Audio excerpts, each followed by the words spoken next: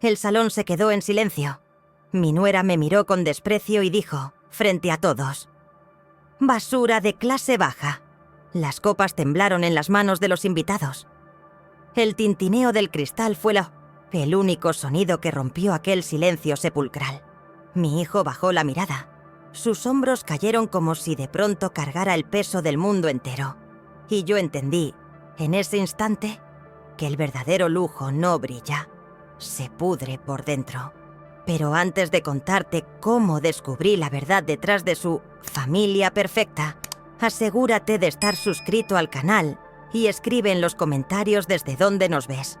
Porque hay mentiras que se deshacen solas, como el brillo falso del oro, y esta historia necesita ser contada. Me llamo Flora, tengo 68 años, y si algo aprendí en la vida es que el dinero puede cambiar la ropa de una persona, pero no su esencia. Nací en este mismo barrio donde vivo ahora. Mi padre trabajaba en una fábrica textil. Mi madre cosía para las señoras del centro. De ella heredé estas manos que saben transformar una tela simple en algo hermoso. De mi padre, la terquedad de no rendirme nunca. Viví con mi esposo, Roberto, hasta su muerte hace 10 años. Dios, cómo extraño a ese hombre. Su risa llenaba la casa. Sus manos callosas pero tiernas sabían exactamente cómo calmar mis preocupaciones. Construimos juntos cada rincón de esta casa pequeña pero digna. Cada clavo, cada tabla, cada maceta del jardín tiene su historia. Roberto murió un martes de octubre. El médico dijo que fue el corazón, pero yo sé que fue de tanto darlo todo por nosotros. Trabajó hasta el último día, preocupado porque yo tuviera lo necesario. «Flora», me decía, «cuando me vaya, no quiero que te falte nada». Y cumplió.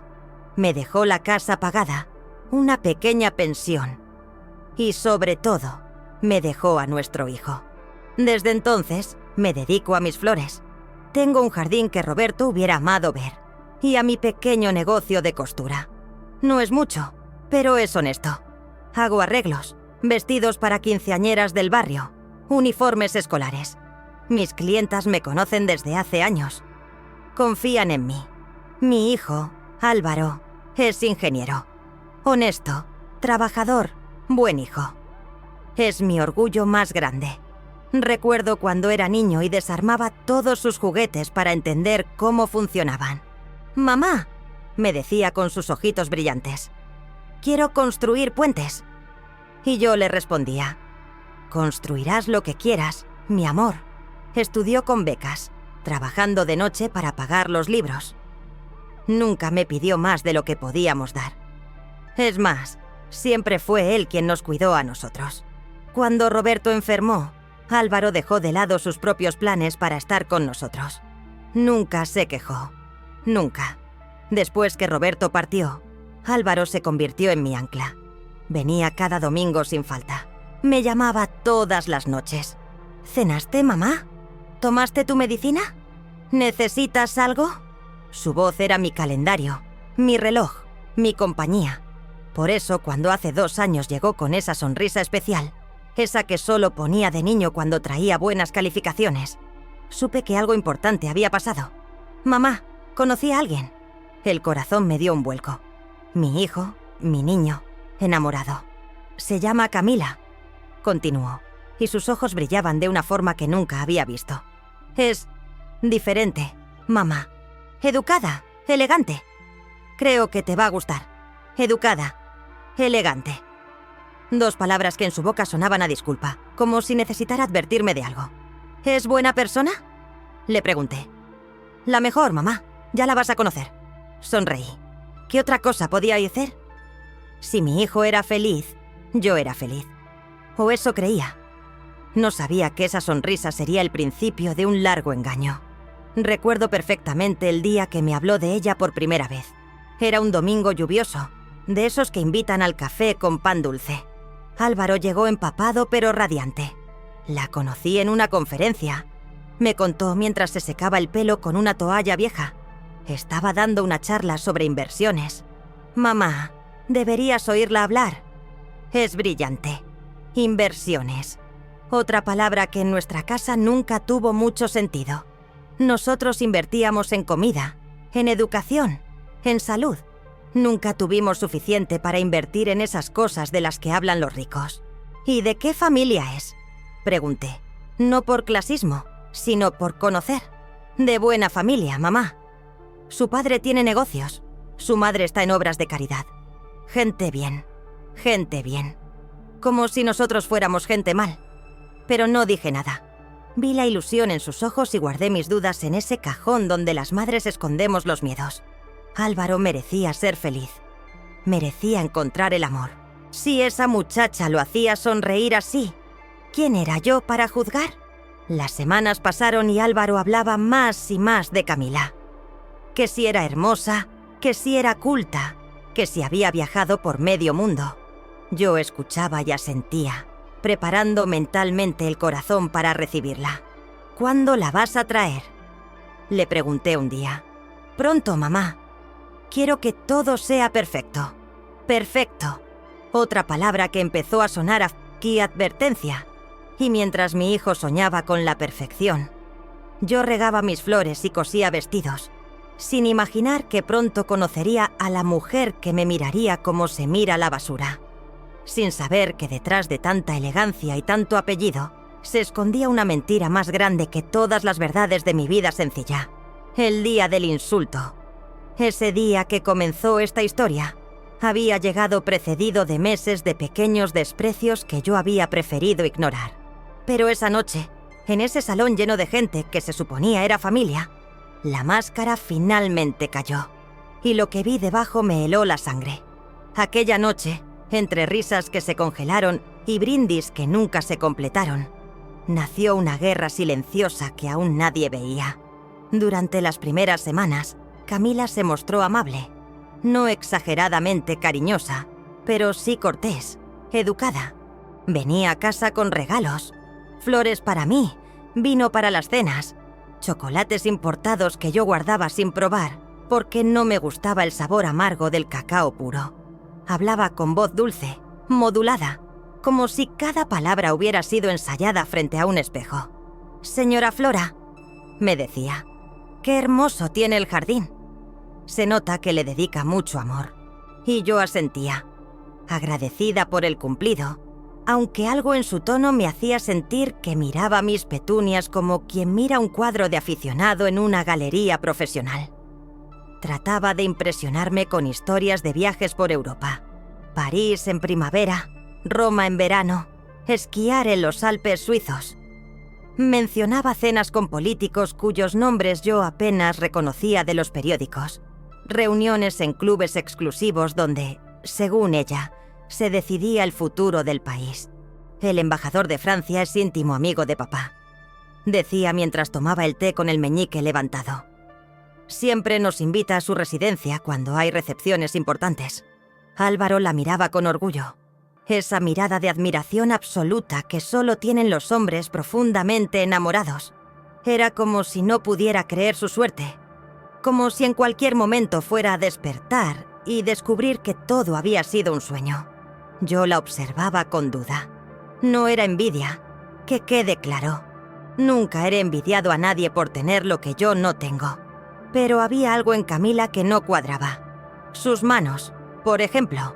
Decía venir de una familia de abolengo, pero sus manos tenían callos mal disimulados con manicura cara. Su acento intentaba ser refinado, pero a veces se le escapaban giros de barrio que rápidamente corregía. Una tarde, mientras preparaba café, la escuché hablar por teléfono. «No, mamá, todavía no», decía en voz baja, pensando que yo no la oía. «Dame tiempo. Todo va según el plan». Cuando entré con la bandeja, cortó abruptamente la llamada. «¿Todo bien?», pregunté. «Perfecto, señora Flora». Era mi madre, preguntando por los preparativos. Los preparativos. Siempre los benditos preparativos. Decía que su padre era empresario hotelero, dueño de una cadena de hoteles boutique en la costa. Su madre, según ella, era una filántropa reconocida, presidenta de varias fundaciones benéficas. Tenía un hermano diplomático que vivía en Ginebra y una hermana que estudiaba arte en Londres. «Somos una familia muy unida», repetía constantemente. Para nosotros, la familia es lo más importante. Curioso cómo nunca los vi. En 6 meses de noviazgo, nunca conocí a esa familia tan unida. Están muy ocupados, explicaba Álvaro cuando yo preguntaba. Pero los conocerás en el compromiso, mamá. Van a hacer una cena espectacular. El compromiso. Esa palabra empezó a sonar como una sentencia. Todo cambió en el jantar de noivado. Fue en un salón elegante del centro. Uno de esos lugares donde los mozos hablan en susurros y hay más cubiertos que comida en el plato. Álvaro había ahorrado meses para poder pagarlo. «Quiero que sea perfecto, mamá», me había dicho. «Quiero que veas que puedo darle a Camila la vida que merece. La vida que merece». Como si la vida que yo le había dado a él no fuera suficiente. Llegué temprano, como siempre. Llevaba mi mejor vestido. Uno azul marino que había cosido especialmente para la ocasión. No era de marca, pero la tela era buena y el corte me favorecía. Mi hermana Rosa me había prestado un collar de perlas cultivadas. Me sentía elegante, presentable, hasta que llegaron ellos. La familia de ella llegó con choferes. 3 autos negros, brillantes como espejos, se detuvieron frente al salón. Primero bajó el padre, un hombre alto, de cabello plateado, traje que probablemente costaba más que mi pensión anual. Después la madre, envuelta en pieles a pesar del calor, con joyas que destellaban bajo las luces, vestidos caros que gritaban dinero, relojes de marca que yo solo había visto en revistas, perfumes tan intensos que mareaban. «Usted debe ser Flora», dijo la madre de Camila, extendiendo apenas 2 dedos para saludar. «Camila nos ha hablado de usted». Esa pausa antes del de usted fue como una puñalada. Yo llevé una blusa sencilla, hecha por mí misma, con encaje en el cuello y botones de nácar que había guardado de un vestido de mi madre. Me había sentido orgullosa de mi trabajo cuando salí de casa. Ahora, bajo sus miradas, me sentía desnuda. Durante la cena, las conversaciones giraban en torno a lugares que yo no conocía, personas que nunca había oído mencionar, experiencias que estaban a años luz de mi realidad. «¿Y usted a qué se dedica, señora Flora?», preguntó el padre de Camila mientras cortaba su filete con precisión quirúrgica. «Soy costurera», respondí con la frente alta.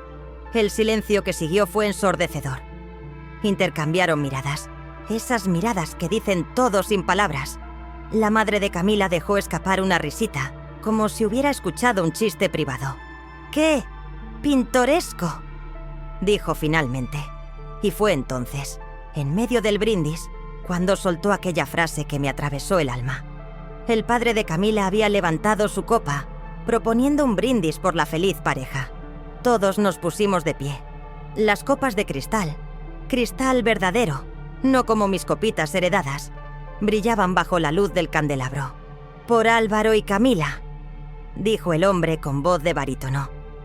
«Que su unión traiga prosperidad y eleve el estatus de ambas familias». Elevar el estatus, como si nosotros fuéramos una mancha que había que limpiar. Fue entonces cuando Camila me miró directamente.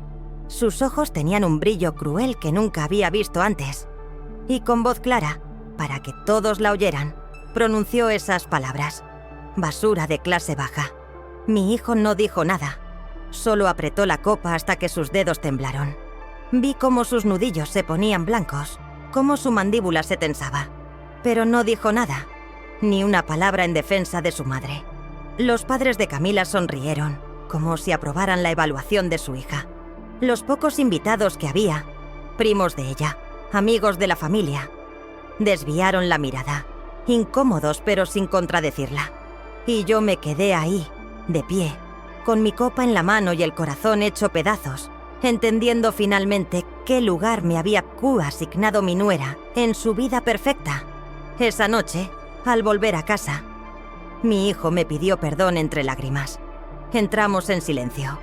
Yo fui directo a la cocina a preparar té de manzanilla, más por tener algo que hacer con las manos que por sed. Álvaro se sentó en la mesa de la cocina, en el mismo lugar donde de niño hacía sus tareas. «Mamá», empezó, y su voz se quebró. «Mamá, yo...». «No digas nada», lo interrumpí. No, necesito... Mamá, seguro estaba nerviosa.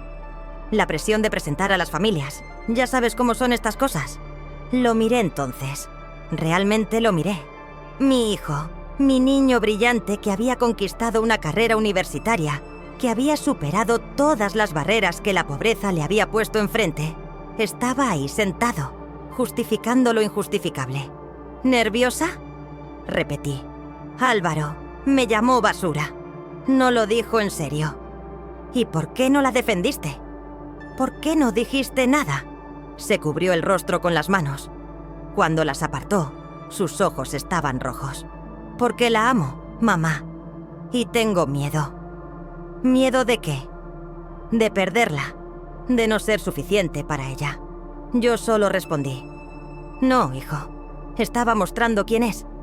Y tú estás mostrando quién eres cuando no la enfrentas. Se fue esa noche sin terminar el té. Desde la ventana lo vi alejarse en su auto, los hombros caídos, derrotado.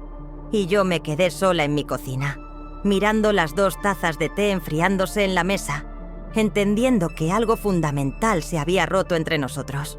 Desde ese día, supe que el amor de mi hijo iba a costarnos caro. Camila comenzó a visitar menos la casa.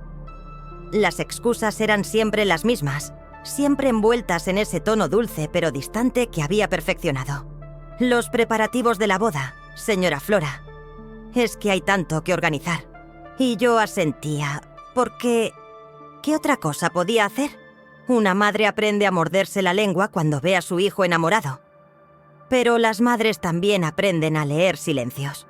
Álvaro venía cada vez menos los domingos. Cuando lo hacía, llegaba apurado, distraído, mirando constantemente su teléfono.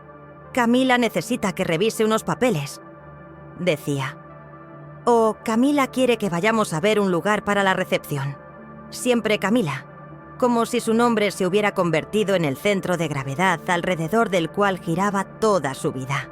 ¿Y cómo van los preparativos?, le preguntaba yo mientras le servía café. Bien, mamá, todo bajo control. Pero sus ojos tenían ojeras que no había visto antes. Sus manos temblaban ligeramente cuando tomaba la taza. Las semanas pasaron y las visitas de Camila a mi casa se convirtieron en algo casi inexistente. 2 meses enteros sin verla.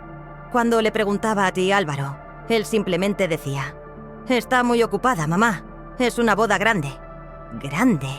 Esa palabra empezó a resonar como una alarma en mi cabeza.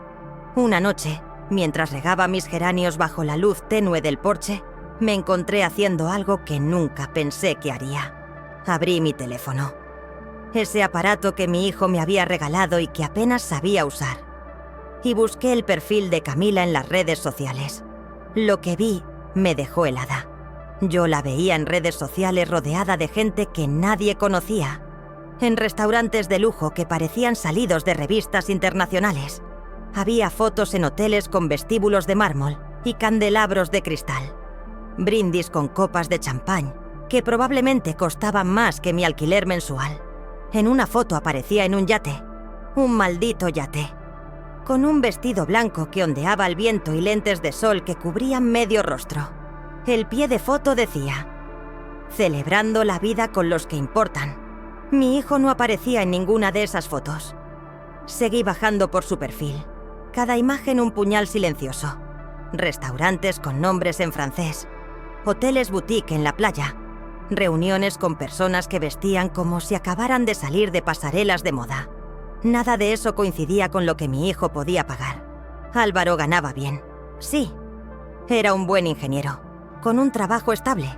Pero no ganaba lo suficiente para cenar en lugares donde el menú no tiene precios. No ganaba lo suficiente para hospedarse en hoteles donde el conserje usa guantes blancos. ¿De dónde salía el dinero? Esa pregunta empezó a quitarme el sueño. Me levantaba en las madrugadas y me quedaba sentada en la cocina, con una taza de té que se enfriaba entre mis manos, mirando las sombras que la luna proyectaba sobre las paredes. Roberto, pensaba, si estuvieras aquí, ¿qué harías? ¿Qué me dirías? Y casi podía escuchar su voz. Flora, si algo no cuadra, no cuadra. Confía en tu instinto. Mi instinto gritaba, pero no tenía pruebas. Solo dudas que carcomían mi tranquilidad como polillas en tela vieja. Una tarde de martes, Camila apareció sin avisar. Fue extraño desde el momento en que tocó el timbre. Nunca venía sin avisar. Siempre mandaba mensaje primero. Siempre coordinaba. El control era algo que ella jamás soltaba. «Señora Flora», dijo cuando abrí la puerta. Venía apurada, el maquillaje perfecto, pero había algo descompuesto en su expresión. «¿Está Álvaro?» «No, fue a una reunión de trabajo». «Ah», se mordió el labio. «Es que necesito dejarle unos papeles». Entró rápido, como si la persiguieran. Se dirigió a la sala y empezó a buscar algo en su bolso. Ese bolso enorme de marca que probablemente costaba más que todo mi guardarropa junto. Fue entonces cuando pasó. Mientras sacaba una carpeta, dejó caer un papel. Revoloteó en el aire por un segundo. Blanco, rectangular, antes de caer suavemente sobre el piso de madera. Ella no se dio cuenta. Seguía buscando en su bolso, murmurando algo sobre unos documentos que Álvaro necesitaba firmar. Yo lo recogí. Era un recibo. Impreso en papel membretado. Eventos premium. Servicios exclusivos. Y debajo, en letra pequeña pero perfectamente legible: Servicio especial. Figurantes sociales. Boda Álvarez Romero. El mundo se detuvo. Leí la línea una vez. 2 veces. 3. Las palabras no cambiaban. Figurantes sociales. Como en una película. Como en una obra de teatro. ¿Encontró lo que buscaba?, pregunté. Y mi voz sonó extrañamente calmada. Sí, aquí está. Levantó la vista y me vio con el papel en la mano. Su expresión cambió. Una fracción de segundo. Pero lo vi. Pánico. Puro pánico. Oh, eso. Eso es para un evento corporativo de mi padre. Dijo rápidamente, extendiendo la mano. Nada importante. ¿Figurantes sociales?, leí en voz alta. Sí, ya sabe cómo son estas cosas de empresa. A veces contratan gente para dar ambiente en los eventos. Al principio pensé que era un error o una broma de mal gusto. Porque no podía ser verdad. No podía ser que alguien contratara actores para una boda. Para su propia boda. ¿Quién hace eso? ¿Quién necesita fingir que tiene familia, que tiene amigos, que tiene una vida? Le entregué el papel. Ella lo guardó rápidamente en su bolso. Demasiado rápido. «Señora Flora», dijo recuperando esa compostura helada que siempre llevaba como armadura. «Hay cosas que son complicadas de explicar. Inténtelo». Nos miramos. El reloj de pared marcaba los segundos con su tic-tac constante. Afuera, un perro ladraba a lo lejos. No es lo que piensa. ¿Y qué pienso? No lo sé, pero sea lo que sea, está equivocada. Pero cuando la enfrenté con calma, ella solo sonrió. Esa sonrisa. Dios, esa sonrisa. No era una sonrisa de diversión ni de nerviosismo. Era una sonrisa de superioridad. De alguien que sabe que tiene el control y que no tiene ninguna intención de soltarlo. «Ay, suegra», dijo con un tonito condescendiente que me erizó la piel.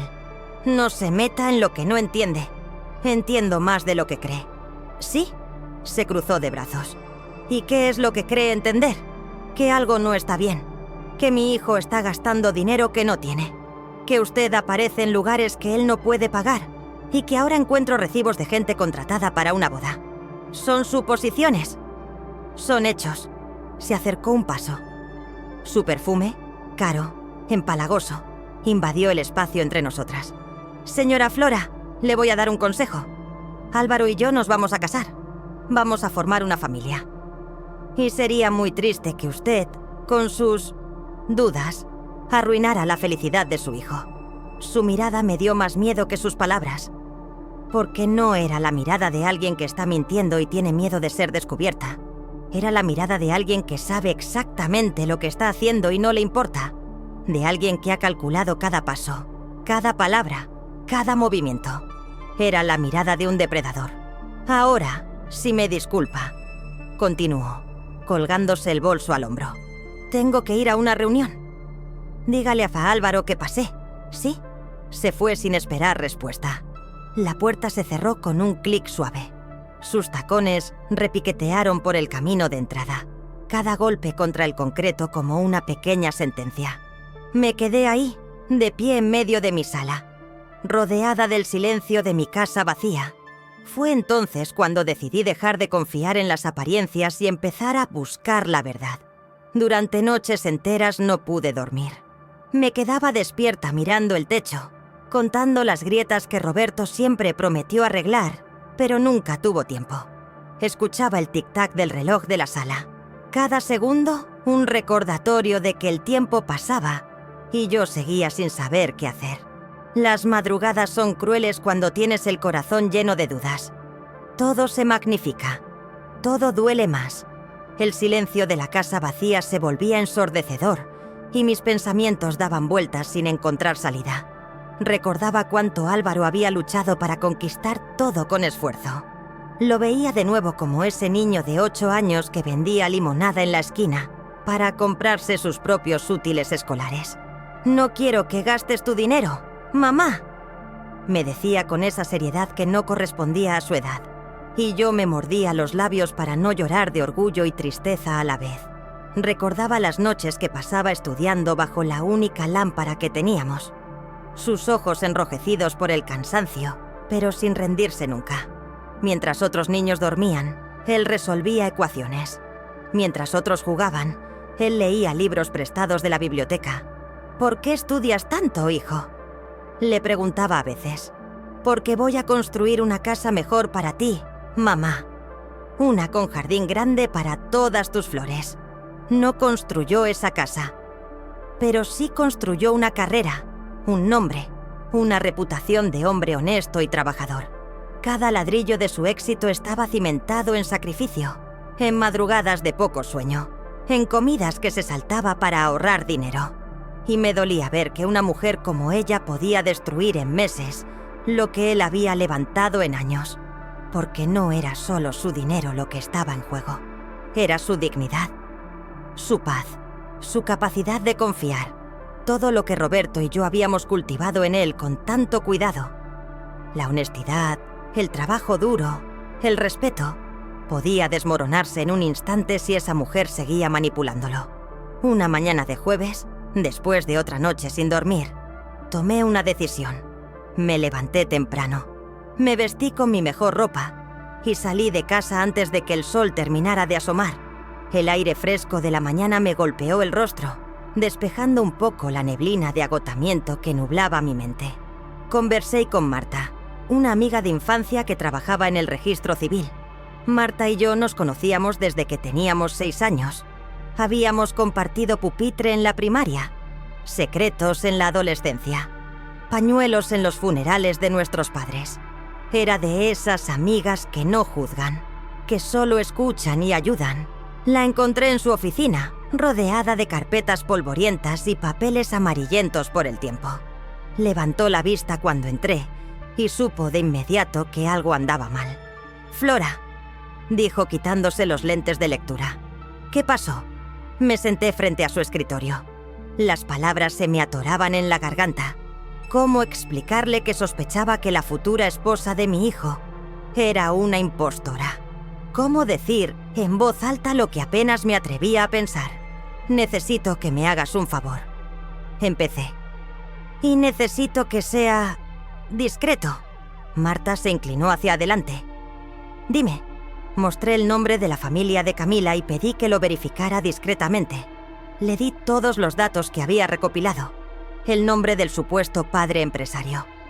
El apellido materno. La dirección que Camila había mencionado alguna vez de la casa familiar en un barrio exclusivo. «¿Qué buscas exactamente?», preguntó Marta, anotando en un papel. «Registros de propiedad. Empresas. Cualquier cosa que confirme que esa familia existe». Marta me miró con esos ojos que me conocían demasiado bien. «¿Estás segura de que quieres saber?». «No», admití. «Pero necesito saber. Dame un día». Salí de la oficina con las piernas temblorosas. El sol ya estaba alto y la calle bullía con el movimiento matutino. Gente yendo al trabajo, niños camino a la escuela, vendedores abriendo sus puestos. La vida seguía su curso normal mientras la mía parecía desmoronarse. Esa noche Álvaro vino a cenar. Lo había invitado con la excusa de que había hecho su postre favorito, flan de coco, como le gustaba desde niño. Necesitaba verlo. Necesitaba asegurarme de que todavía era mi hijo y no un extraño bajo el hechizo de esa mujer. Comimos en un silencio incómodo, interrumpido solo por el tintineo de los cubiertos contra los platos. ¿Cómo va todo en el trabajo?, pregunté. Bien, tenemos un proyecto grande. Vamos a diseñar un puente. Tu sueño de niño. Sonrió débilmente. ¿Sí? ¿Y Camila? La sonrisa desapareció. Bien también. ¿Está ocupada? ¿Con los preparativos? Sí. Cada respuesta era más corta que la anterior, como si estuviera cerrando puertas una por una. Álvaro, dije finalmente. ¿Eres feliz? Levantó la vista. Sus ojos tenían una tristeza que intentaba ocultar detrás de una sonrisa forzada. Claro que sí, mamá. ¿Por qué preguntas? Porque te veo cansado. Porque ya no sonríes como antes. Porque parece que cargas un peso que no deberías cargar. Son solo los nervios de la boda. Pero yo sabía que era más que eso. Una madre siempre sabe. Al día siguiente Marta me llamó. Su voz sonaba extraña al teléfono. Controlada, pero con un temblor que delataba que las noticias no eran buenas. Flora, ¿puedes venir a la oficina? ¿Encontraste algo? Sí, pero prefiero decírtelo en persona. El camino hasta el registro civil me pareció eterno. Cada paso pesaba como plomo. Parte de mí quería correr. Otra parte quería dar media vuelta y volver a la ignorancia. Porque a veces no saber es más fácil que enfrentar la verdad. Cuando entré, Marta tenía varios papeles esparcidos sobre su escritorio. Su expresión era grave. Siéntate, Flora. Me senté. Mis manos temblaban. Marta respiró profundo antes de hablar. Flora, no existe ningún empresario con ese nombre. Ningún CNPJ, ningún registro de propiedad. Nada. Las palabras cayeron sobre mí como piedras. ¿Estás segura? Completamente. Busqué en todos los registros. No hay hoteles, no hay empresas, no hay propiedades a nombre de esa familia. Es como si no existieran. Pero tiene que haber algo. Alguien. Hay algo, dijo Marta empujando una de las hojas hacia mí. Encontré el nombre del padre de Camila, pero no es empresario. Miré el papel. Era un registro de trabajo, fechado hace 5 años. ¿Actor comercial? Leí en voz alta.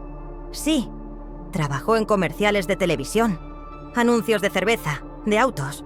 Nada importante. Y hace 3 años dejó de aparecer en registros. O se retiró o... no sé. Mi cabeza daba vueltas. ¿Y la madre? Marta sacó otro papel. Exfuncionaria de una agencia de 7 eventos. Trabajó organizando fiestas de quinceañeras y bodas. Dejó el empleo hace 2 años. ¿Y el hermano diplomático? No hay ningún registro de diplomáticos con ese apellido. Revisé las listas del Ministerio de Relaciones Exteriores. Nada. Y fue ahí que comencé a juntar las piezas.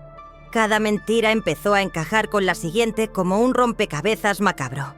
El padre empresario era un actor.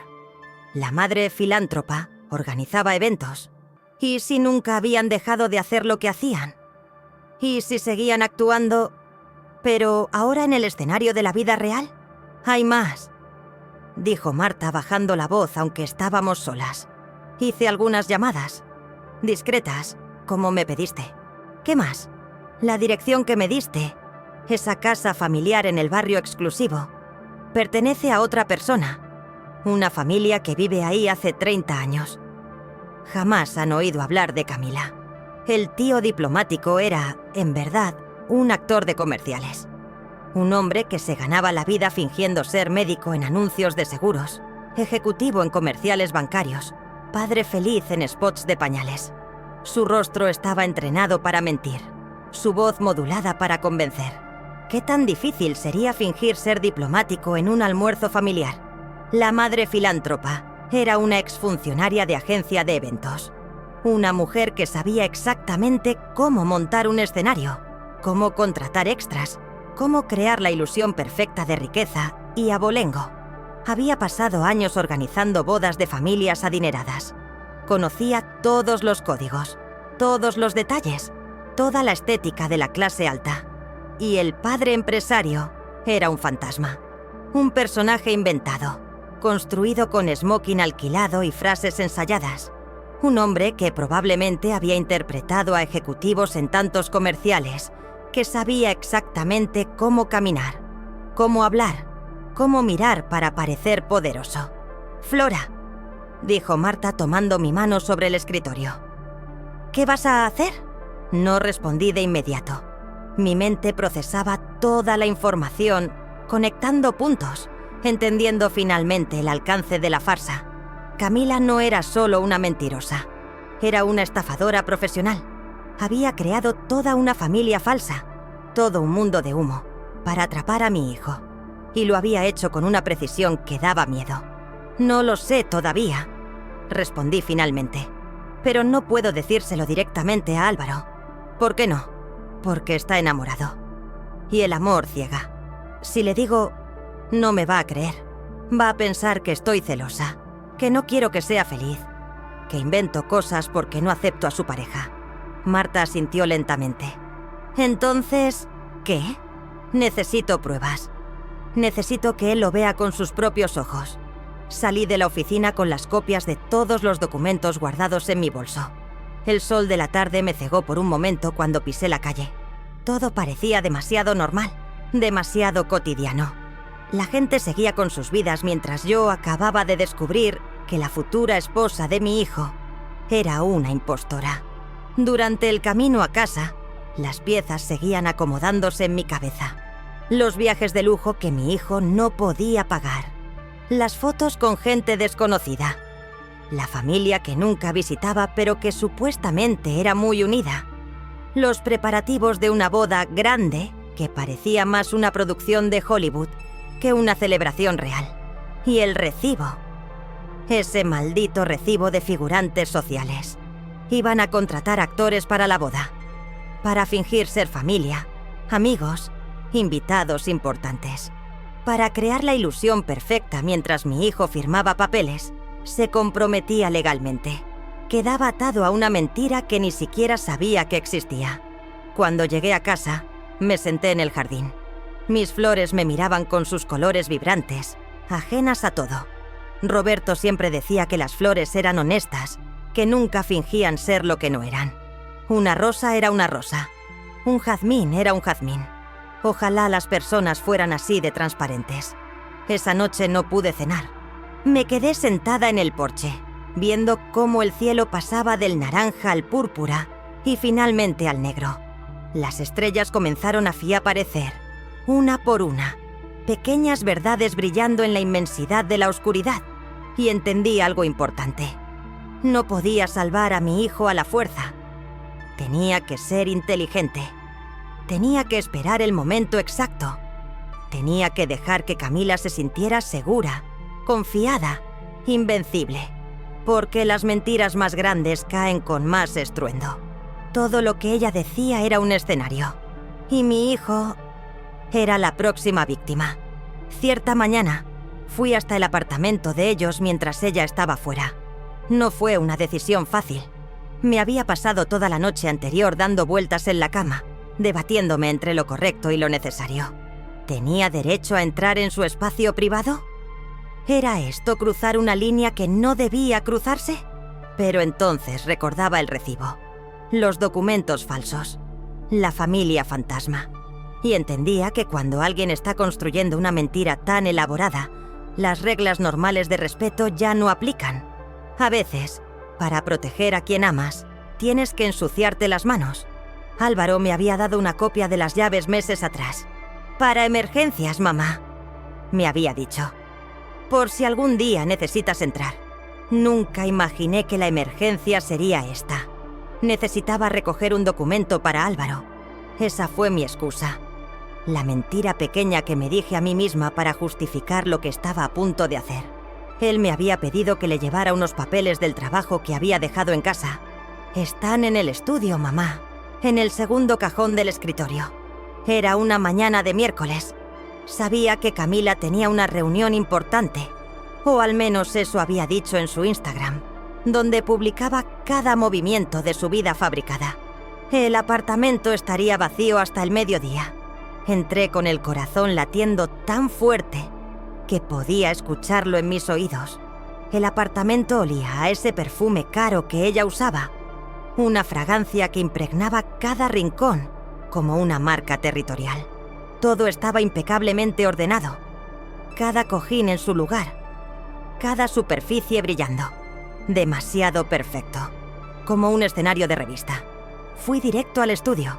Encontré los documentos de Álvaro exactamente donde él había dicho. Los tomé y por un momento pensé en irme. Había cumplido mi misión. Podía salir de ahí con la conciencia relativamente limpia. Pero mis pies no se movieron hacia la puerta, se movieron hacia el dormitorio. La habitación principal era un santuario de lujo fingido. Una cama king size, con sábanas de un blanco inmaculado, cortinas de terciopelo gris, un espejo enorme con marco dorado y al fondo, un walk-in closet con puertas de cristal. Al abrir el closet de ella, algo llamó mi atención. Un pequeño baúl de cuero. Estaba en la esquina superior del estante, medio escondido detrás de una pila de cajas de zapatos que probablemente costaban más que mi renta mensual. Era viejo, gastado, completamente fuera de lugar entre tanta perfección calculada. Un baúl que no pertenecía a la imagen que Camila proyectaba. Mis manos temblaban cuando lo bajé. Pesaba más de lo esperado. El cuero estaba agrietado, con manchas de humedad que hablaban de años de uso. Había un candado pequeño, pero estaba abierto, como si ella hubiera tenido prisa la última vez que lo usó. Respiré profundo. Esta era la línea que no debía cruzar. Esto ya no era buscar un documento para mi hijo. Esto era violar la privacidad de alguien, por muy mentirosa que fuera. Pero abrí el baúl. Dentro había pastas, muchas pastas. Carpetas manila organizadas con etiquetas escritas a mano. Recibos en dólares amarillentos por el tiempo. Transferencias bancarias impresas en papel bond. Saqué la primera carpeta. Tenía un nombre que no reconocí.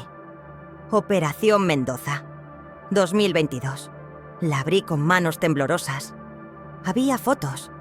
Fotos de Camila con un hombre diferente, mayor que Álvaro, en restaurantes elegantes. Había copias de contratos, documentos legales llenos de términos que apenas entendía.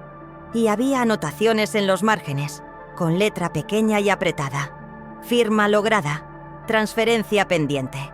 Salida programada para marzo. Abrí otra carpeta.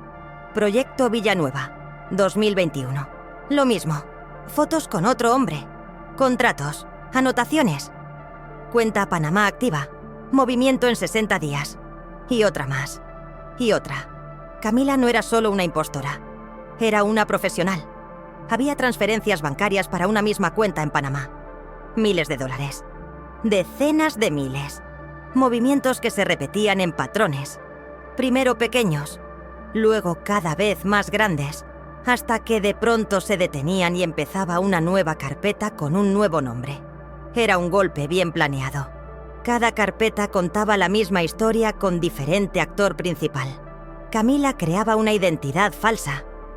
Se presentaba como mujer de sociedad, con familia acomodada y conexiones importantes. Seducía a hombres exitosos pero solitarios, hombres que buscaban pertenecer a un mundo que siempre había estado fuera de su alcance. Ella creaba identidades falsas, fingía pertenecer a la élite y después convencía a esos hombres de firmar asociaciones comerciales en su nombre. Las carpetas lo documentaban todo con una precisión aterradora. Había recibos de agencias de actores, los mismos que interpretaban a su familia. Había facturas de alquiler de autos de lujo, de reservas en hoteles caros pagadas con tarjetas de crédito a nombre de sus víctimas. Había hasta un manual, escrito a mano, con instrucciones sobre cómo mantener la narrativa y gestionar expectativas. Era un manual de estafa emocional y financiera. En el fondo del baúl encontré una carpeta más nueva, más gruesa que las demás. No tenía etiqueta todavía. La abrí y mi corazón se detuvo. Eran documentos con el nombre de Álvaro. Mi hijo, sin saberlo, había firmado como avalista en un empréstimo millonario. Las páginas temblaban en mis manos. Había contratos bancarios, solicitudes de crédito garantías hipotecarias. Todo con la firma de Álvaro en la parte inferior. Su firma clara, confiada, sin sospechar que cada letra era un paso más profundo en la trampa. El préstamo era por una cantidad obscena. Más dinero del que mi hijo podría ganar en toda su vida. Y estaba respaldado con su nombre, su reputación, su futuro. Según las fechas de los documentos, Camila había empezado a mover ese dinero hacía apenas 2 semanas. Transferencias pequeñas al principio, luego cada vez más grandes. Todas hacia esa cuenta en Panamá que aparecía en todas las carpetas anteriores. Había notas manuscritas en los márgenes. Boda confirmada para noviembre. Salida programada para diciembre. Cuenta lista. La boda no era una celebración. Era la escena final de la obra. Después de casarse, Camila tendría acceso legal a todo. Podría firmar documentos en nombre de Álvaro. Podría tomar decisiones financieras conjuntas. Y luego, cuando hubiera extraído todo lo que pudiera, desaparecería. Tal como había hecho con los hombres de las carpetas anteriores. Mi hijo sería dejado con deudas impagables, con su nombre arruinado, con acreedores persiguiéndolo y ninguna explicación que dar, mientras ella estaría en alguna playa tropical, planeando su próxima víctima. Busqué mi teléfono con manos temblorosas y empecé a fotografiar todo. Cada página, cada recibo, cada transferencia.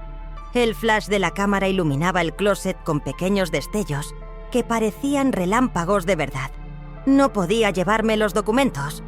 Ella se daría cuenta. Pero las fotos eran evidencia. La mentira no era apenas social, era criminal. Esto no era una mujer presumida fingiendo tener más dinero del que tenía. Esto era fraude financiero, suplantación de identidad, estafa organizada. Los hombres de las carpetas anteriores probablemente ni siquiera sabían que habían sido víctimas hasta que los bancos empezaron a cobrar. ¿Cuántas vidas había arruinado? ¿Cuántos hombres como mi hijo habían confiado en ella? Se habían enamorado de ella, solo para descubrir demasiado tarde que todo era una farsa. Y el nombre de mi hijo estaba a punto de aparecer en un escándalo internacional. Porque estos montos, estas transferencias internacionales, este nivel de organización, esto no era algo que pasara desapercibido. Tarde o temprano, algún banco haría preguntas. Alguna auditoría descubriría las irregularidades. Y cuando eso pasara, el nombre de Álvaro estaría en todos los documentos. Él no había hecho nada malo. Pero eso no importaría. Su firma estaba ahí. Su nombre estaba ahí. Tendría que probar su inocencia mientras su carrera se derrumbaba y su reputación se hacía pedazos. Guardé todo de vuelta en el baúl exactamente como lo había encontrado. Mis manos ya no temblaban.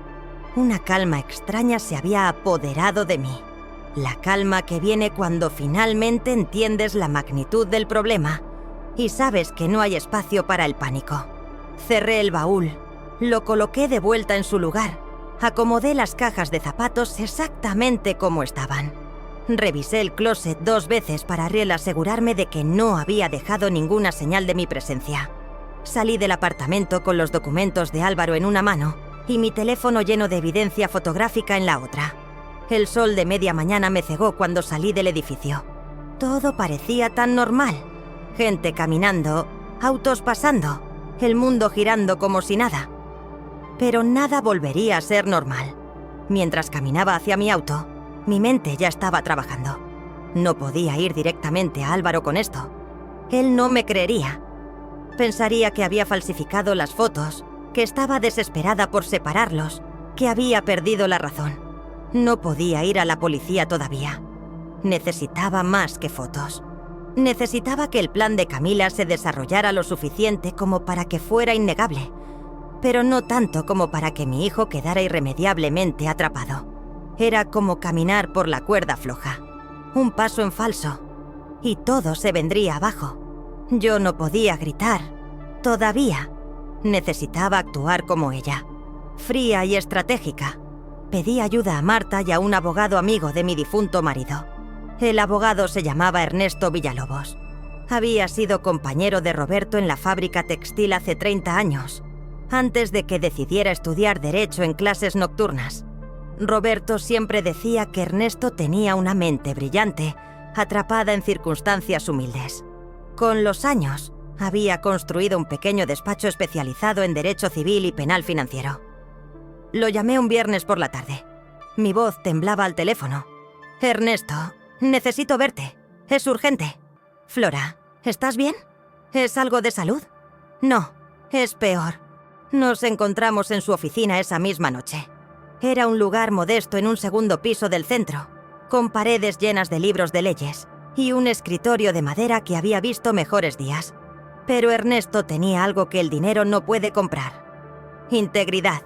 Le mostré las fotos en mi teléfono. Todas. Cada documento, cada contrato, cada transferencia bancaria. Su expresión cambió de curiosidad a preocupación y finalmente a una seriedad que me heló la sangre. «Dios mío, Flora», murmuró mientras deslizaba imagen tras imagen. Esto es fraude a gran escala. ¿Qué tan grave es?» Se quitó los lentes y se frotó los ojos. «Tu hijo podría enfrentar cargos criminales, aunque no haya sido consciente de lo que firmaba. Su nombre está en documentos de préstamos millonarios. Los bancos van a ir tras él». Sentí que el piso se movía bajo mis pies. Pero él no sabía. Ella lo engañó. Lo sé. Y tenemos que probarlo. Pero más importante aún, tenemos que detener esto antes de que ella desaparezca con el dinero. Durante semanas reunimos pruebas. Marta se convirtió en mi aliada silenciosa. Desde su puesto en el registro civil, comenzó a rastrear cada movimiento legal de Camila, cada solicitud de documentos, cada certificado, cada registro que hubiera tocado su nombre o el de su familia falsa. Descubrimos un patrón. En cada ciudad donde había operado, Camila había usado un nombre ligeramente diferente. Camila Rosas, Camila del Rosario, Camila Rosa María, siempre jugando con variaciones que dificultaban rastrearla, pero que eran lo suficientemente similares como para mantener su documentación falsa en orden. Ernesto, por su parte, contactó a colegas en otros estados, abogados que habían manejado casos similares. Poco a poco, encontramos a 2 de las víctimas anteriores de Camila.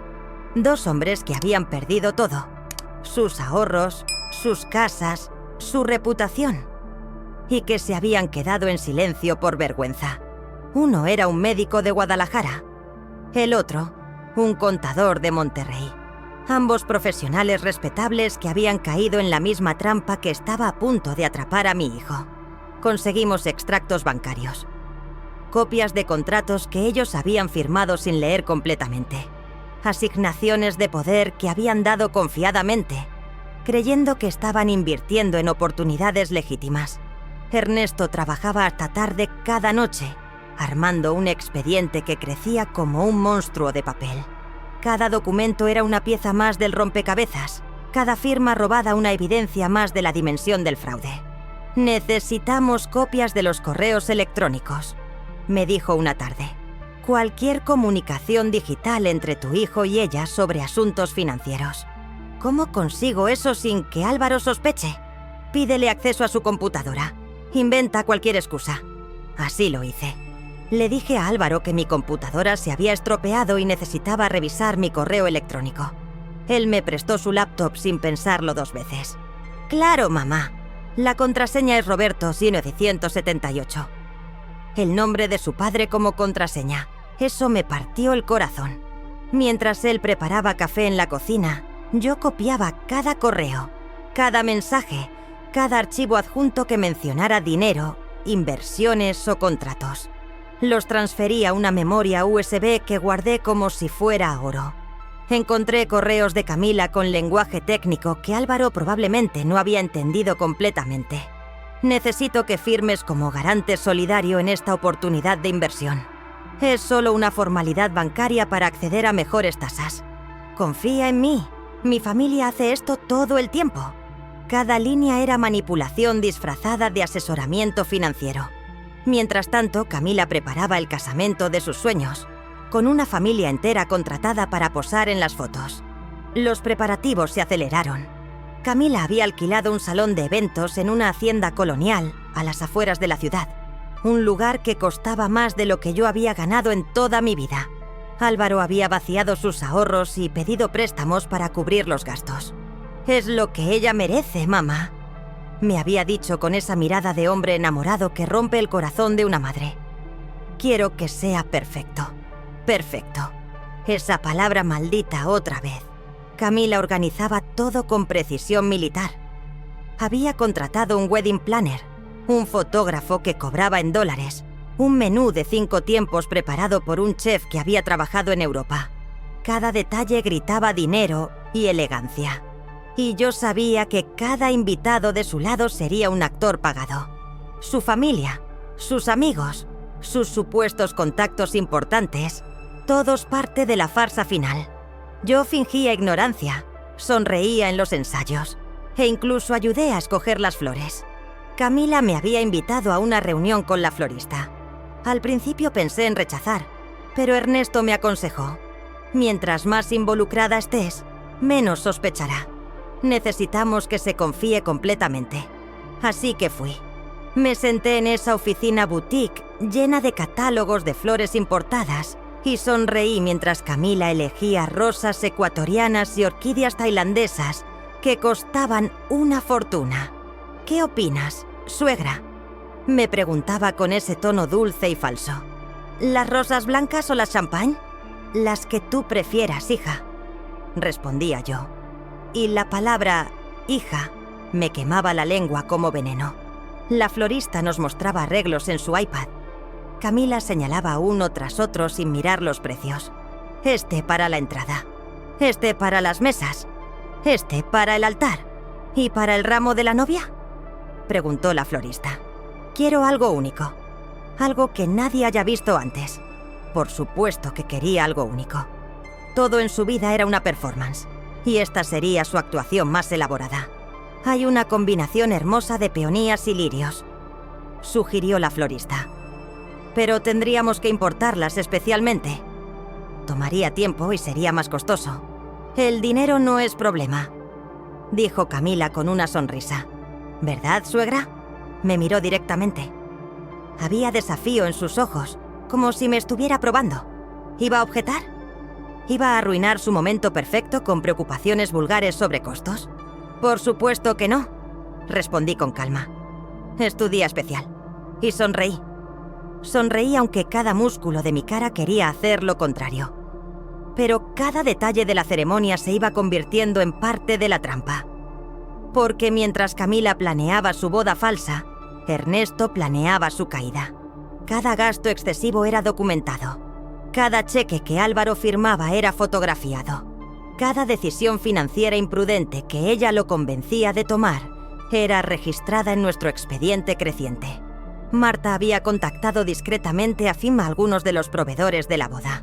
El fotógrafo, el chef, incluso el wedding planner. Les había hecho preguntas casuales sobre la familia de la novia. ¿Los conocían de otros eventos? ¿Habían trabajado con ellos antes? Nadie los conocía. Nadie había oído hablar de la familia empresaria hotelera. El wedding planner admitió, bajo la promesa de confidencialidad, que Camila había pagado todo en efectivo y que muchas de sus referencias parecían inconsistentes. Ernesto había contactado a la agencia de actores que aparecía en el recibo que Camila había dejado caer. Con la amenaza de acciones legales por complicidad en fraude, la dueña de la agencia finalmente cooperó. Nos dio los nombres de las personas que habían sido contratadas para interpretar a la familia de Camila en eventos anteriores. Incluso conseguimos copias de los contratos. Servicio de figuración para evento social. Duración: 4 horas. Vestuario: formal elegante. Rol a interpretar: padre de la novia, madre de la novia, hermano de la novia. Era surrealista leer esos documentos, como libretos de una obra de teatro macabra. Asistí al ensayo de la boda una semana antes del gran día. Álvaro estaba nervioso pero feliz. Camila radiante, controlando cada movimiento, cada paso, cada gesto. El cura que oficiaría la ceremonia repasaba las lecturas. Los músicos afinaban sus instrumentos y yo me sentaba en la primera fila del lado del novio, observando todo, memorizando cada detalle, porque pronto, muy pronto, todo esto se convertiría en evidencia. ¿Está emocionada, señora Flora?, me preguntó una de las organizadoras del evento. Más de lo que imagina, respondí con honestidad, porque sí estaba emocionada. No por la boda, sino por lo que vendría después. Las noches se habían vuelto más llevaderas. Ya no me desvelaba la angustia sin rumbo. Ahora me desvelaba el plan. Ernesto, Marta y yo nos reuníamos cada 2 días para revisar el progreso. El expediente ya tenía más de 200 páginas. «Tenemos suficiente para ir a las autoridades», me dijo Ernesto una noche. «¿Podemos detener esto ahora?» «No», respondí con una firmeza que me sorprendió incluso a mí.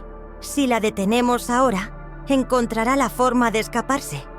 Contratará abogados, manipulará la narrativa, convencerá a mi hijo de que todo es un malentendido. Entonces, ¿qué propones? Esperamos hasta la boda. Esperamos hasta que esté rodeada de testigos, hasta que toda su mentira esté expuesta ante cientos de ojos. Y entonces la desenmascaramos públicamente». Marta me miró con una mezcla de admiración y preocupación. «Flora, eso es arriesgado. Lo sé, pero es la única forma de asegurarme de que mi hijo vea la verdad con sus propios ojos. Si se lo digo ahora, ella lo convencerá de que estoy loca, de que estoy inventando cosas. Pero si todos lo ven al mismo tiempo, no tendrá escapatoria», completó Ernesto. «Exacto. No tendría escapatoria. Ella quería una boda de lujo. Yo le daría un espectáculo de verdad. El gran día llegó. Amaneció con un cielo despejado, de esos que parecen pintados especialmente para las bodas. El sol brillaba con una intensidad casi ofensiva, como si quisiera burlarse de lo que estaba por venir. Me levanté temprano, como siempre, pero esta vez no fue la angustia la que me despertó. Fue la certeza. Me vestí con cuidado. El mismo vestido azul marino que había usado en el compromiso. El que me había hecho sentir pequeña bajo las miradas de esa familia falsa. Pero hoy lo usaba como una armadura. Me miré al espejo y vi a una mujer diferente. Ya no era la madre asustada que se mordía la lengua. Era una mujer que había aprendido que a veces el amor más grande es el que se atreve a romper corazones para salvar almas. Ernesto me llamó a las 9 de la mañana. «¿Estás lista, Flora?» «Llevo semanas lista. El oficial de justicia llegará exactamente a las 3:30, justo después de los votos, antes del intercambio de anillos». «Perfecto. Flora, ¿estás segura de esto? Una vez que empiece, no hay vuelta atrás». Cerré los ojos. Pensé en Álvaro de niño, construyendo puentes con sus cubos de madera. Pensé en Roberto en su lecho de muerte, haciéndome prometerle que siempre cuidaría de nuestro hijo. Pensé en todas las víctimas anteriores de Camila, hombres que habían perdido todo porque nadie tuvo el valor de detenerla. Estoy segura.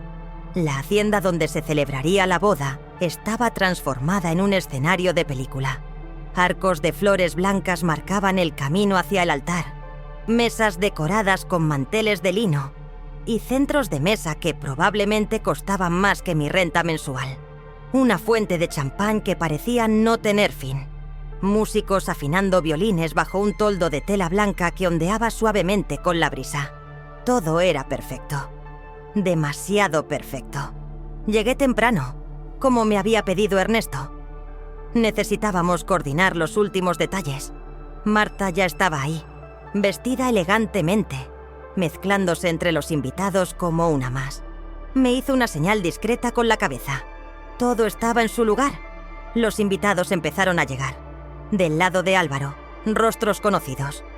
Sus compañeros de trabajo, algunos primos lejanos, amigos de la universidad. Gente real, con historias reales, con afecto genuino hacia mi hijo. Del lado de Camila, empezaron a aparecer las caras que yo había visto en las carpetas de actores. El padre empresario llegó en un Mercedes alquilado, su traje impecable, su cabello plateado perfectamente peinado. La madre filántropa descendió del auto con gracia estudiada, sus joyas destellando bajo el sol. El hermano diplomático llegó con una mujer despampanante del brazo, ambos interpretando sus papeles a la perfección.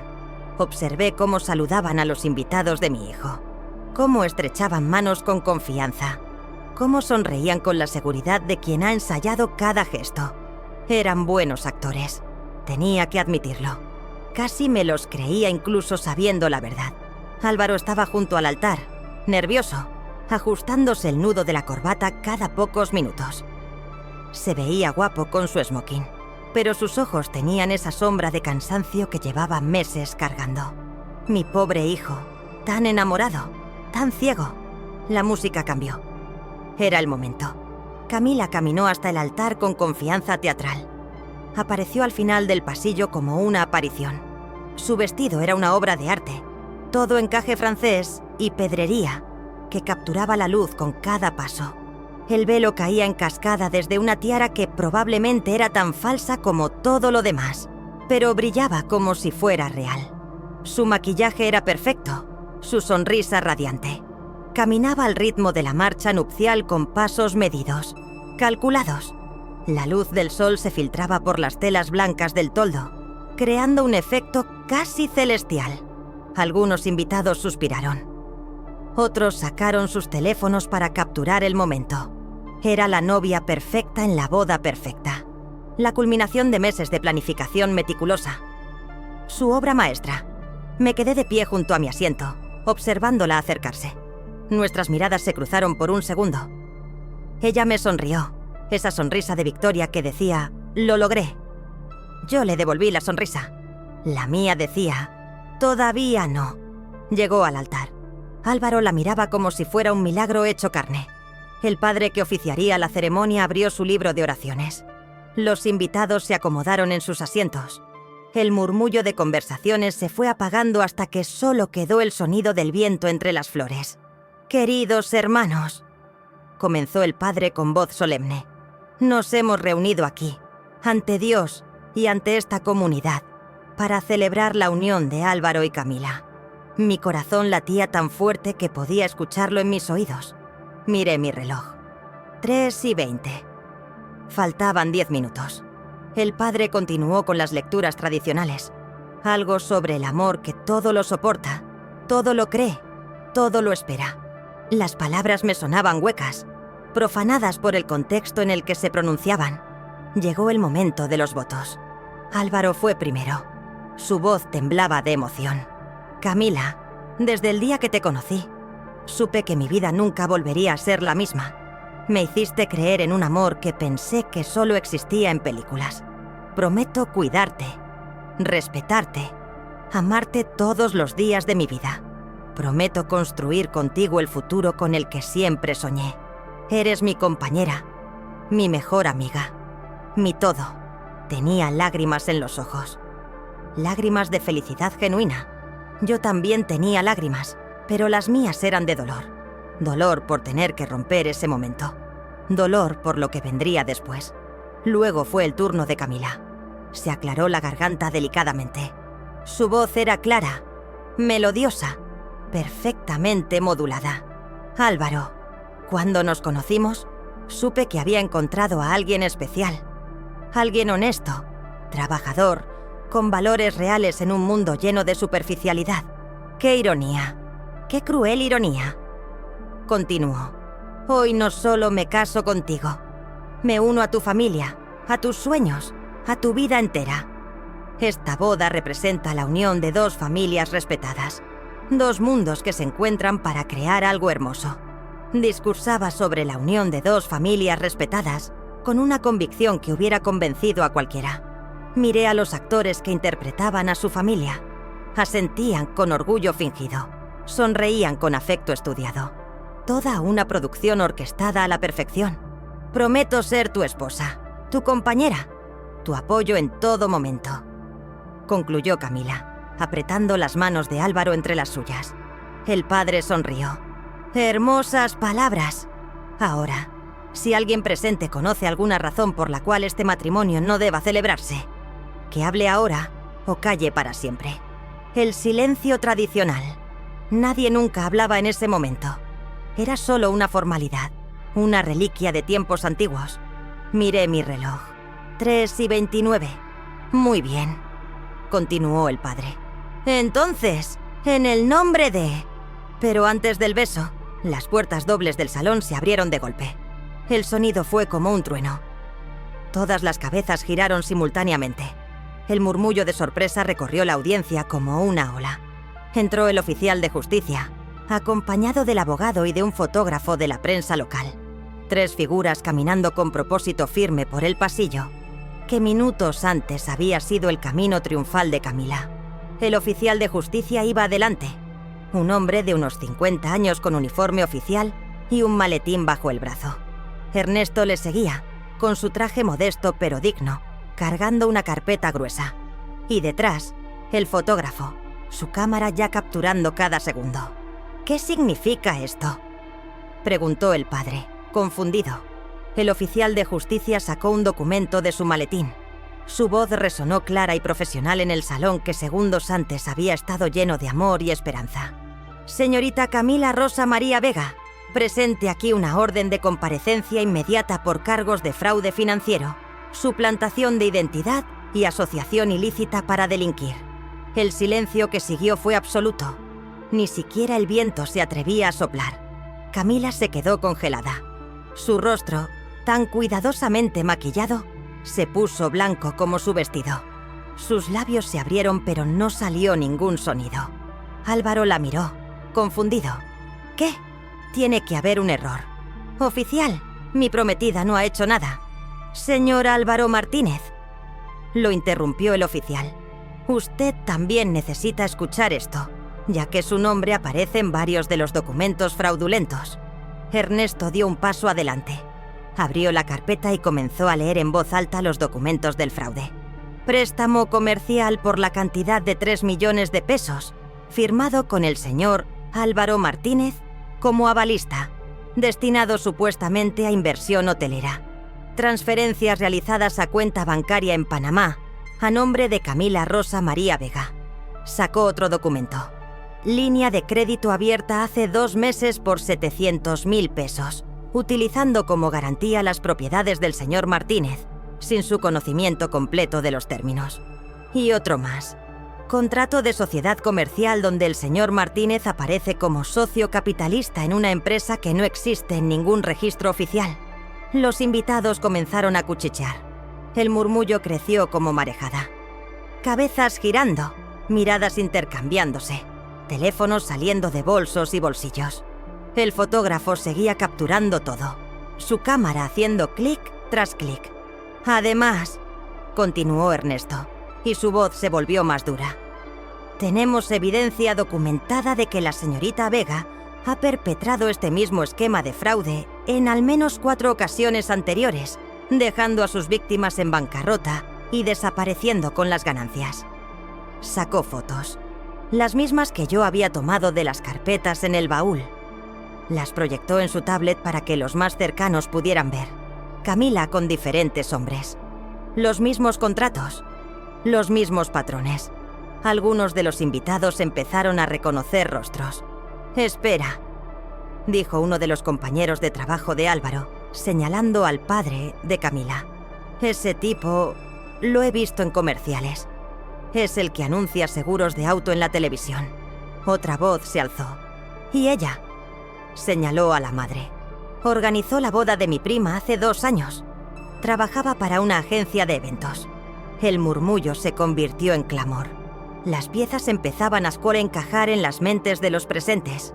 Los parientes de Camila eran figurantes de comerciales de TV, actores contratados para interpretar un papel en la farsa más elaborada que cualquiera hubiera presenciado. «¡No!», gritó una de las invitadas.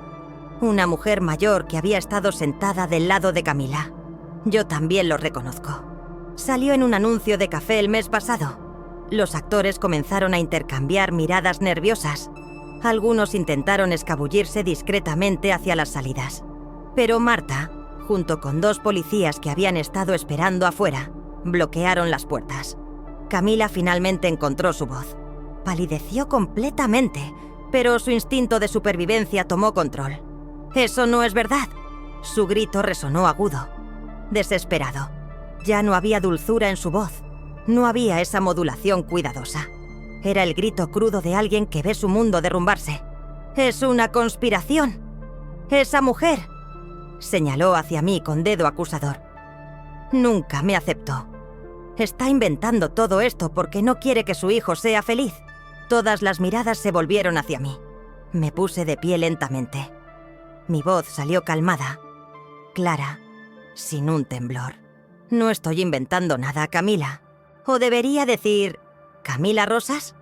¿O prefieres Camila del Rosario? O cualquiera de los otros nombres que has usado». Ella me miró con un odio puro que finalmente revelaba su verdadera naturaleza. Ernesto sacó más documentos. «Tenemos testimonios de 2 de sus víctimas anteriores.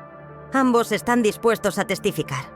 Tenemos los contratos firmados con la agencia de actores que contrató para interpretar a su familia. Tenemos registros bancarios de todas las transferencias. Y», añadí yo, dando un paso hacia el altar, «tenemos fotos de todo el contenido del baúl de cuero que guardas en tu closet. Cada carpeta, cada recibo, cada plan detallado de fraude». Los ojos de Camila se agrandaron. Ahí estaba. El momento en que se dio cuenta de que había sido descubierta completamente. No había salida, no había explicación que pudiera dar, no había lágrimas que pudieran manipular la situación. Pero nadie le creyó, porque la evidencia estaba ahí, desplegada ante cientos de testigos. Porque sus supuestos parientes habían sido reconocidos como actores. Porque cada palabra que salía de la boca de Ernesto era verificable, documentada, irrefutable. Mi hijo, devastado, dejó caer el anillo en el piso. El sonido del metal golpeando contra las baldosas de mármol resonó en el silencio que había caído nuevamente. Álvaro miraba a Camila como si fuera una completa extraña, como si los últimos meses de su vida hubieran sido borrados de un plumazo, revelándose como la mentira que siempre fueron. «Camila», susurró, y su voz se quebró. «¿Es verdad?». Ella lo miró. Por un momento vi algo en sus ojos. ¿Remordimiento? ¿Culpa? Pero desapareció tan rápido como había aparecido, reemplazado por ese brillo frío y calculador que yo había visto en mi sala semanas atrás. «Álvaro, no los escuches. Ellos no entienden». «¿Es verdad?», repitió él, más fuerte ahora. Ella abrió la boca, pero no salieron palabras. Y ese silencio fue su confesión. Álvaro se tambaleó. Un amigo lo sostuvo antes de que cayera. Vi cómo su rostro pasaba por un caleidoscopio de emociones. Shock, dolor, ira, incredulidad, devastación. En segundos, envejeció años. El oficial de justicia se acercó a Camila con esposas. «Señorita Vega, tiene derecho a permanecer en silencio». Mientras le leía sus derechos, Camila me miró una última vez. Ya no había arrogancia en esa mirada, solo odio puro y la amarga comprensión de que había sido vencida en su propio juego. Los actores que habían interpretado a su familia fueron detenidos como cómplices. Los invitados seguían en shock, algunos grabando con sus teléfonos, otros simplemente paralizados por el giro dramático de los acontecimientos. El padre que iba a oficiar la ceremonia se había quedado junto al altar, su libro de oraciones todavía abierto en la página de los votos matrimoniales. Parecía tan perdido como todos los demás. Me acerqué a mi hijo. Estaba temblando, sus ojos fijos en algún punto distante, en shock profundo. Lo abracé y sentí como todo el peso que había estado cargando finalmente lo quebraba. Se derrumbó en mis brazos, sollozando como no lo había hecho desde que era niño. «Mamá», fue todo lo que pudo decir. «Mamá, ya pasó, hijo, ya pasó». Pero sabía que no había pasado. Esto era solo el principio de su recuperación, de su proceso de sanar de una herida que dejaría cicatrices profundas. Los policías escoltaron a Camila hacia la salida. Su vestido de novia arrastraba por el suelo, recogiendo polvo y tierra, su velo torcido, su maquillaje empezando a correrse con lágrimas que podrían haber sido reales, O podrían haber sido otro acto más. El fotógrafo capturó todo. Estas fotos aparecerían en periódicos locales mañana. La boda del fraude, titularían. Novia arrestada por estafa millonaria en plena ceremonia. Los invitados empezaron a dispersarse lentamente, en grupos pequeños, cuchicheando, procesando lo que acababan de presenciar. Algunos se acercaron a consolarnos, otros simplemente no sabían qué decir y se fueron en silencio. El sol seguía brillando con esa misma intensidad obscena, indiferente al drama humano que se había desarrollado bajo su luz. Las flores blancas seguían perfectas, los centros de mesa intactos, la fuente de champán todavía fluyendo. Todo el escenario de la boda perfecta seguía ahí, pero ahora vacío de significado. Un decorado abandonado de una obra que había terminado abruptamente. Y en medio del lujo, el silencio volvió. El mismo que había caído cuando ella me llamó basura. Camila fue llevada a declarar. Los días que siguieron fueron un torbellino de declaraciones, abogados y flashes de cámaras. La detuvieron esa misma noche. Las esposas brillaban contra el encaje blanco de su vestido, una imagen que los periódicos reproducirían sin piedad durante semanas. El juicio duró 6 meses. Camila fue sentenciada a 12 años de prisión por fraude financiero, suplantación de identidad y asociación delictuosa. Sus cómplices, incluidos los actores que interpretaron a su familia, recibieron sentencias menores. Las víctimas anteriores recuperaron parte de su dinero. Mi hijo también, aunque no todo. Álvaro, devastado, pidió perdón. Pasó 3 días encerrado en su apartamento sin responder llamadas. Yo iba todas las mañanas, dejaba comida en su puerta, me quedaba sentada en el pasillo por horas. El 4.º día, finalmente abrió. Se veía destruido. Ojeras profundas, sin afeitar, su mirada vacía. Pero cuando me vio, se quebró completamente. Lo siento, mamá. Lloró en mis brazos. Tenía razón desde el principio, y yo no te escuché. Te fallé. Tomé su rostro entre mis manos como cuando era niño. No me fallaste, hijo. Te enamoraste. Eso no es un crimen. Ella te engañó con una precisión que hubiera engañado a cualquiera. ¿Cómo pudiste saber? Porque no estaba enamorada de ella. Y porque una madre conoce el peligro cuando se acerca a su hijo. Meses después, empezó terapia. Poco a poco, las visitas de los domingos regresaron. Las conversaciones se hicieron más fáciles. Un día, mientras podábamos las rosas juntos, me dijo: «Entiendo por qué esperaste hasta la boda. Si me lo hubieras dicho antes, no habría creído. Necesitaba verlo con mis propios ojos. Me salvaste, mamá». Nos abrazamos entre las flores, padre e hijo reunidos después de la tormenta. Las noticias se esparcieron y el caso se volvió titular. La boda falsa del año. Los medios no tuvieron piedad. La fotografía de Camila esposada sobre el vestido de novia se volvió viral. Hubo artículos, reportajes especiales. Hasta un productor de documentales llamó. Yo rechacé todas las entrevistas. Esto nunca fue sobre fama. Fue sobre proteger a mi hijo. Eventualmente las noticias se movieron a otros escándalos. La vida siguió su curso, indiferente al dolor individual. Meses después, todo se calmó. Yo volví a mi jardín, a mis flores y al sonido tranquilo del radio. Mi rutina se restableció con una familiaridad reconfortante. Despertaba al amanecer, preparaba café en la misma cafetera que Roberto me había regalado hace 20 años. Regaba mis flores mientras el sol apenas pintaba el cielo de naranja. Cosía vestidos para las quinceañeras del barrio. Cada puntada una meditación silenciosa. El jardín floreció especialmente bien ese año. Las rosas trepaban por el enrejado que Roberto había instalado. Las petunias llenaban las macetas con colores vibrantes. El jazmín perfumaba las noches con su dulzura melancólica. Marta venía a tomar café los jueves. Nos sentábamos en el porche, mirando el atardecer, hablando de cosas simples. Álvaro volvió a venir los domingos. Trajo a su nueva novia, una maestra de primaria con ojos honestos y risa genuina. Lo veo amarla con cuidado, con cautela, pero también con esperanza renovada. Pero a veces todavía recuerdo aquella frase: basura de clase baja. Las palabras regresan en momentos inesperados. cuando estoy cosiendo y mis dedos rozan una tela especialmente fina, cuando veo anuncios de lujos que nunca podré pagar, cuando escucho a alguien hablar de viajes a Europa como quien habla del clima, pero ya no regresan con dolor, regresan como recordatorio.